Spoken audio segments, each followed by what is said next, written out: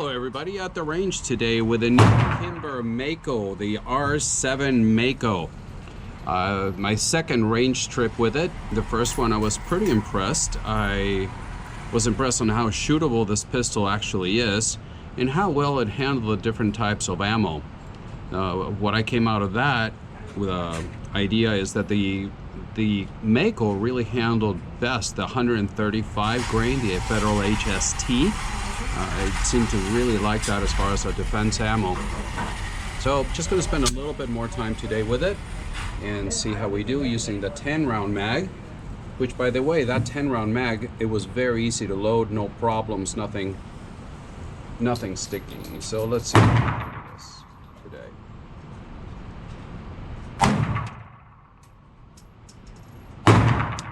Seriously?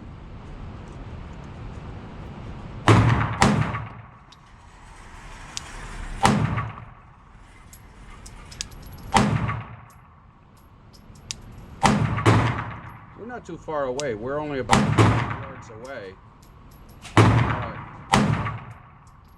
I'm not doing too well with this today.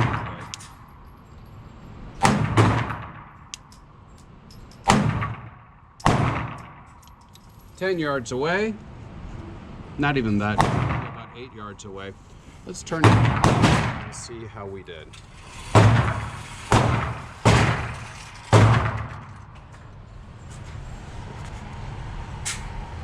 So, not horrible, but that needs to be all the way down here.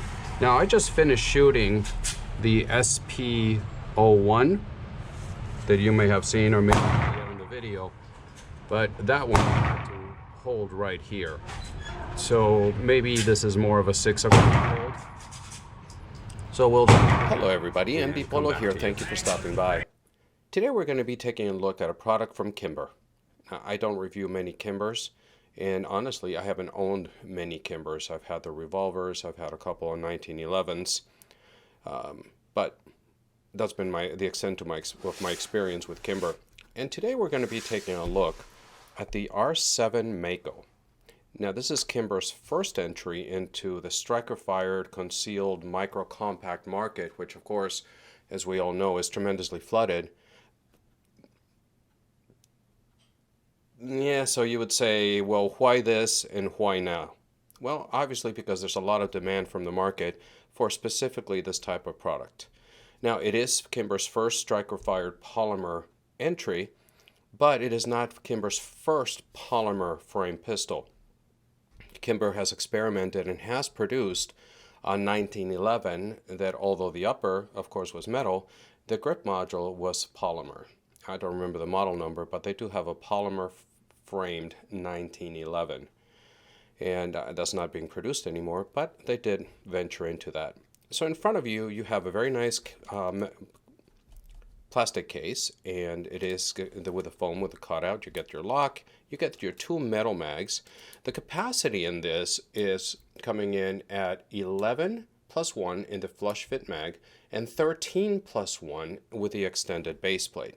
So very nice. It is a very crowded market, as you know, and it seems like Kimber sat back and just said, okay, we're going to take our time with this. We're not going to go through, for example, what SIG went through with the growing pains on the 365. Let the competition come out, do everything they had to do, and then we'll sit back and watch, study the competition, and then we'll make our move. At least it seems to me that that's what Kimber did with a Mako. Taking a look at this, let me take it out of the case, get the mags out, get the case out of the way, and we'll take a look at the Kimber R7 Mako. Now the guns that I'm going to show you have already been safety checked, but let's do it one more time, and it is clear. Taking a look at the mags first, they're very nice metal mags, and forgive me, they are dirty. I have been shooting this pistol. It doesn't have a ton of rounds through it, but I've put 400 rounds through this Mako, and as you saw in the intro in the video, the shooting video, I shot a variety of different ammo through it. to get an idea. By no means is an extensive test, but I think it gives me a pretty good idea of what it likes, what it doesn't like, and how it shoots. So again, 11 plus 1, even though they're marked 10, and the flush fit metal mags, they're very nice. And that's what it looks like with a flush mag in it. And I don't know about you, and I don't have one here anymore to show you, but it reminds me a lot of the Walther PPS. Just the shape of it, the shape of the grip here. It looks to me, with the exception of this unique feature here, that you see the opening for the ejection is on the side and not on the top like normal. We'll go through that. But with the exception of that, I think it borrows a lot from the Walther PPS. So that's the flush fit mag, and this is the extended mag, which gives you 13 plus 1. I know I'm bouncing a little bit around, but I have medium-sized hands, and this is the grip that I get with a flush fit. Definitely a two-finger grip with a pinky cradling at the bottom.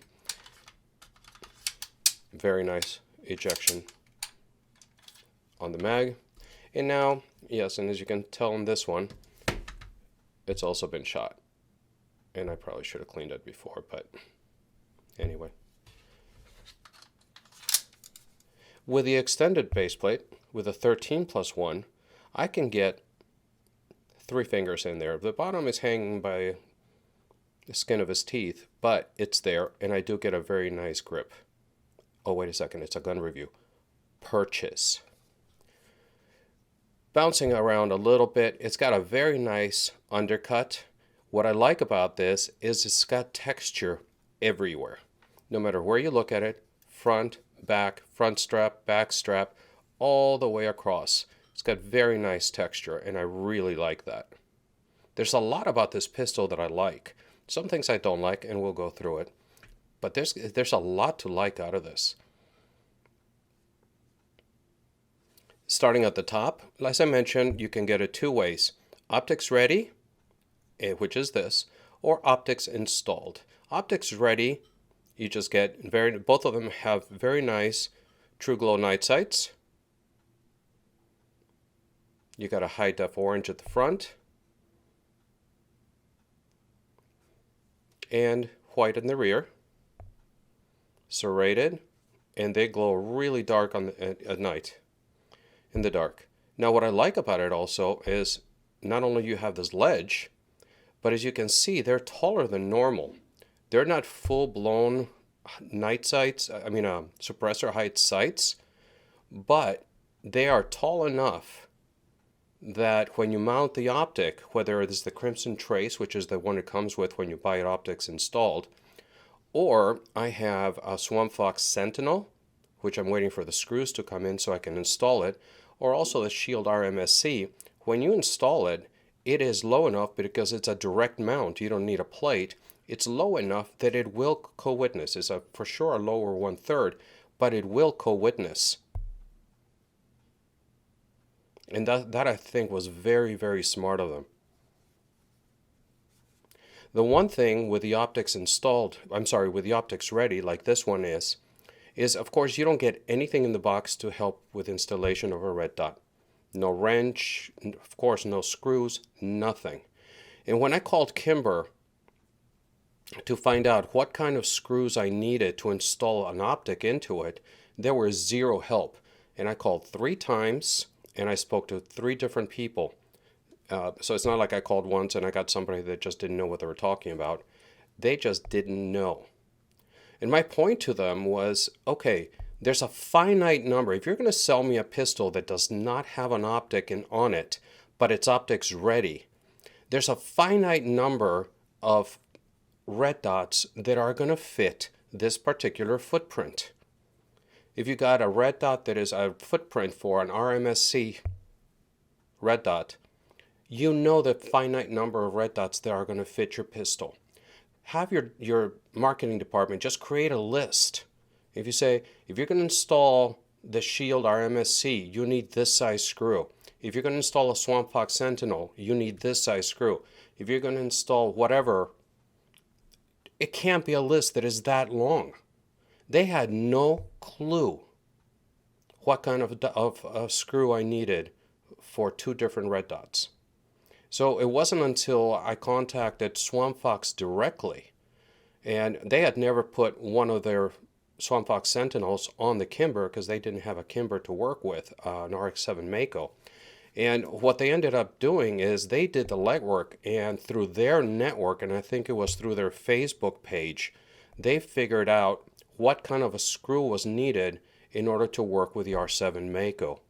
And they sell, I think they call it the Master Pack. It's it's 20 bucks, but you get a baggie full of all kinds of screws that will fit pretty much every micro red dot out there for you, for you to try. So I've got one of those on the way, but they figured it out, and now I'm going to be able to mount the red dot on this. But come on, Kimber, it's not that hard to put that list together. So anyway, continuing, it's got a very nice finish. The slide serrations forward and back are positive. They give you very good traction.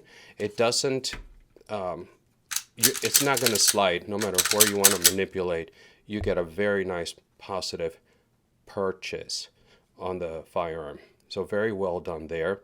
And the frame, of course, is polymer. It's got somewhat, if you want to call it a rail, for some sort of an accessory. It's not a pick rail. There are no slots at the bottom, as you can see here. So I don't have any lights that are going to fit this. And regarding support, aftermarket support, it has not been easy to find holsters for it. I've been carrying it in a holster from 1791 gun leather. I don't remember the model number, but it is a very unique holster that you can shape it to fit most size. If you say, I have a micro compact, that's the size they send you, or a compact. And what you do is you drop it you put it in a baggie, a special baggie they send you, and you drop it in boiling water for X amount of minutes. Then you bring it out, you let it cool down a certain amount of time, and then you put your gun in it, you mold it to fit your gun, let it cool down a little bit more, and now you got a custom-made holster. It's pretty ingenious. And you can do that several times over for different guns if you choose to change your carry gun. So that's what I've been carrying this in, and it's been very comfortable. It carries very well balanced in the holster. Even with the 13+1, it doesn't start to lean out on you very much. I think they did a good job with that. So from the rail moving back, the takedown is going to be very similar to a Glock, although I had difficulty reaching these little tabs. Now, you know that YouTube doesn't like it when we disassemble guns, even though it is recommended by the manufacturer for maintenance and safety. When you take it apart and put it back together, it's considered modifying your weapon. So anyway, you got the 2 tabs right here. You pull them down, and then what's different is when you pull them down, all you have to do after you dry fire, you have to pull the trigger. Then all you do is just pull it straight out. You don't have to slide it forward or anything. You just pull it straight out. And then to put it back together, there's little tabs you can see. You just pop it back down, cycle it, and you're done. Very easy to do. The only tricky part is, the only tricky part is getting actually a hold of the little tabs to pull down. Inside, what you're going to notice is that because of the ejection port being on the side like this, let the focus catch up a little bit, instead of on the top, and staying there for a second, according to Kimber, the rationale, and I'm sure you've heard this in other videos already, was that with the ejection port, the opening traditionally up here, it allows for a lot of debris, carbon, gases, all that garbage that comes out onto the lens of your red dot. And with having the ejection port on the side, it keeps all that from flying into your lens of your red dot. I've never experienced that problem, but it's an interesting point. One thing that it does do is if you're going to oil lubricate your barrel, A lot of times when you have the barrel hood exposed up here and it is oiled, when you clean it, when you want to rub it clean, it takes some of that lubrication off. Here, you can actually wipe down with a Mako. You can actually just grab a rag, wipe everything down, and you're not touching the barrel itself. So that any lubrication you have put on the barrel hood, it's going to stay there. So just for whatever that's worth. Another interesting thing here is because of the locking mechanism. Gosh, I don't know what's happening. Because of the locking mechanism, the barrel itself actually has a groove that fits into the top of the slide from underneath, and that's where it locks. So it's not a complete tilting barrel like you would have in a traditional Browning design. And let me show you here. This is a P365 XL that has been safety checked, and yes, for the YouTube manual reviewer, this pistol is factory stock with a red dot. Excuse me, that's how it comes from the factory. I had a video demonetized because I brought a pistol in to show it like that with a red dot, and now it was a modified pistol video. Anyway, you can see between the two, if I can line them up correctly, is how, not too much, but the regular tilt of the P365 XL does go a little higher than the tilt on the R7 Mako. And according to Kimber, that allows for the recoil to be more in line with the bore of the axis of the pistol. So instead of a flip like that, it's going to be more of a push like that. And maybe by a small margin, but I can tell you that the recoil impulse of the Mako was a little bit lower than all the other micro compacts that I've shot. It was a very comfortable pistol to shoot, partly because of all the texture that is here, and also because this trigger is absolutely amazing. So let me show you here, let the focus catch up for a little bit. And it is pretty much a flat trigger. You can see it's got the little safety tab here, and it does disappear completely flush with a pistol, which is something I like very much. It's very comfortable. So when you put your finger on it, you start to pull, it's very smooth, and you're at the wall right there. Excuse me. You're at the wall right there. And then just a little push through, and there's your break. Very tactile, very, very audible. And on the cycle, look at the reset. There. Very tactile, audible, and then you're instantly at the wall. I'm at the wall right there. There's no travel, there's no creep, nothing. Break. There it is. It is a fantastic trigger.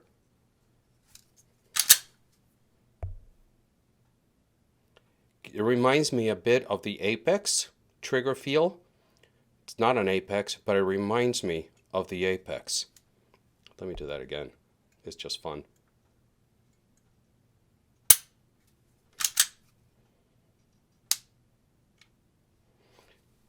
To contrast that,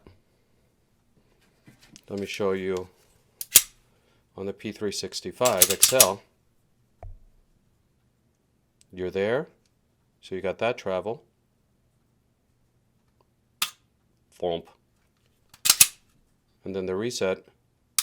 Very nice. I love the reset on this, but then you got a little bit of travel before it goes.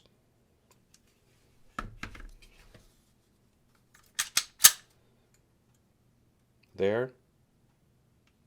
Break.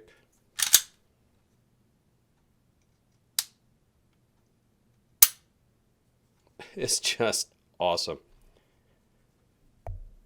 This pistol, shooting it was definitely point of aim. It's not a 6 o'clock hold. And the one complaint that I have about the sight system, and it's not going to come through very well here, is the front post for me, and I'm nitpicking now, but the front post for me is a little bit too wide. I would like to see this post a little bit thinner. I think it would make the pistol more accurate. It's not coming through on the camera. And with a 13 round mag, so you got 13 plus 1. And let me show you the SIG 365 XL.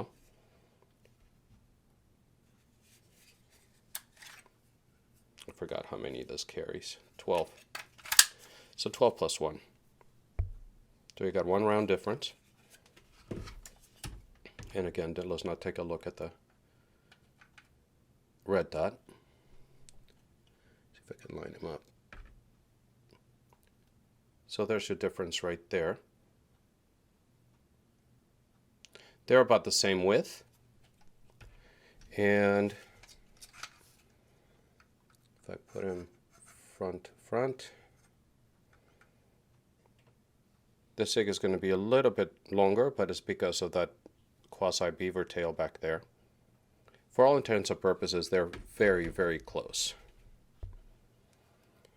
So that's a quick look at the Kimber, quick-ish look at the Kimber R7 Mako. I think it was a tremendous effort by Kimber to bring this to market.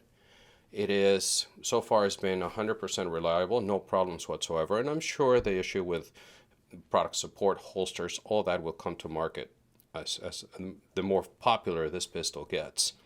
It's a plethora of aftermarket support for the P365, P365 XL. But if you don't take a look at that, if you just say yes, because you can find holsters for it, it's a pain in the butt right now because there aren't that many, but major suppliers, you can call CYA holsters. There's suppliers out there that are putting holsters. Kimber has them in their own website, but they're always sold out. But if you just find one holster and you're comfortable with that, CYA makes really good holsters, and just buy one of those. They're very well priced, and you're going to have a fantastic carry option here. Not thinking about support, just looking at them as, for example, these two as they sit here, minus the red dot. If I had to choose between these two, as they sit and as I shot them, as well as I shoot this one, I think I would keep the Mako. I would choose the Mako over the P365 XL, over the P365. I don't have much experience at all with a Shield and with Smith & Wesson Shield Plus, but that's something that is on my radar to do next. But as of now, I think Kimber really did a fantastic job with a Mako. In the hand, it feels a little bigger. It feels like you're shooting a bigger pistol than you do the P365 XL. It almost feels like somewhere in between, like I said, the Walther PPS and the CZ P10S. It feels more to me, as far as the size, the mass of it feels more like a P10S than anything else, but look-wise, feels-wise, it feels more like a PPS. So now I'm starting to ramble. I just wanted to present this to you and just tell you that I think Kimber did a fantastic job with the R7 Mako. I look forward to your comments. Please let me know, what do you think of it? Have you shot it? Do you own it? I really like to know what you think of this offering by Kimber. Thank you very much for watching, and please remember that I do upload videos every Friday morning, and when I can on Wednesday mornings as well. If you'd like to see what's coming down the pipeline before it hits YouTube, please follow me on Instagram. There you can see what's going to hit the channel way before it hits YouTube. Also, please remember that I do all my videos on one take. I don't go back and splice and edit. So if I fumble my way through it, just know that I do everything in one take only. Thank you very much for watching, and until the next time, God bless.